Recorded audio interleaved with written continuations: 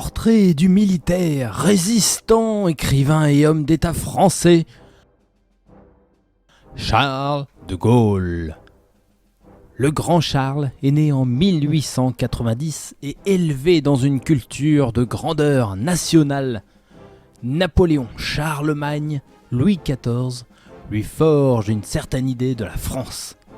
C'est un adolescent passionné par l'écriture et ses premiers récits le décrivent en chef qui sauve son pays. Il croit très fort arriver un jour à la tête de l'État. Charles boit de grands bols de soupe et grandit beaucoup et atteindra les 1,96 m qui lui vaudra divers surnoms. La grande asperge, double maître, saut en hauteur, le grand Charles, puis le général Micro, le général et enfin le soldat de plomb.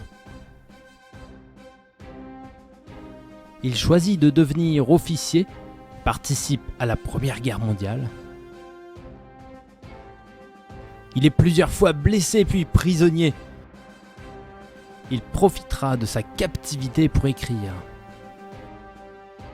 Années 30, il prône l'utilisation de divisions blindées alors que le gouvernement se borne à construire sa ligne Maginot. À la fin de la drôle de guerre, mai 1940, il est à la tête d'une division de chars.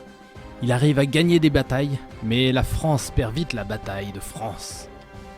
De Gaulle refuse l'armistice et s'exile à Londres. Le régime de Vichy le condamne à mort. Il prend alors les rênes et la voie de la résistance avec la France libre et son fameux appel du 18 juin 1940. La guerre prend fin et Charles arrive à Paris pour y célébrer sa libération. Paris outragé, Paris brisé, Paris martyrisé, mais Paris libéré.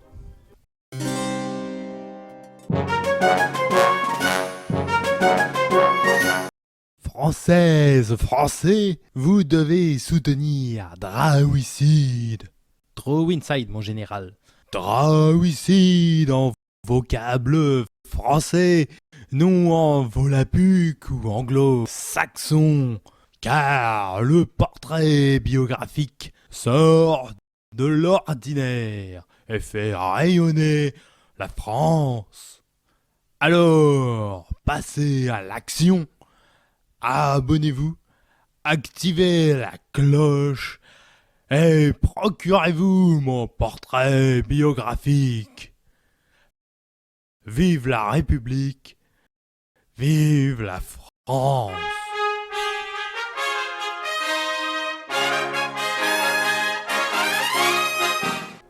Il ne veut pas participer à la 4ème République. Il préfère un État démocratique fort.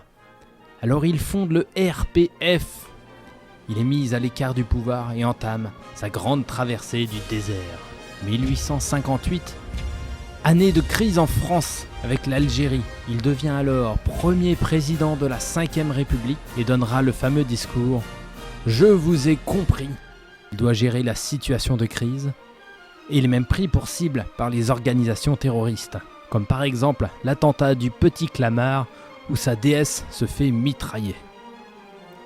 Il sera réélu président en 1965 et fera de la France un pays fort qui possède la puissance nucléaire, le Concorde, le paquebot France.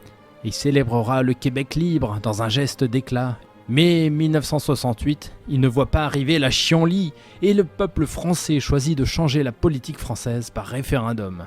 Il quitte l'Élysée en 1969 et meurt une année plus tard, en 1970, d'une rupture d'anévrisme. Il est enterré à Colombey-les-Deux-Églises, dans la stricte intimité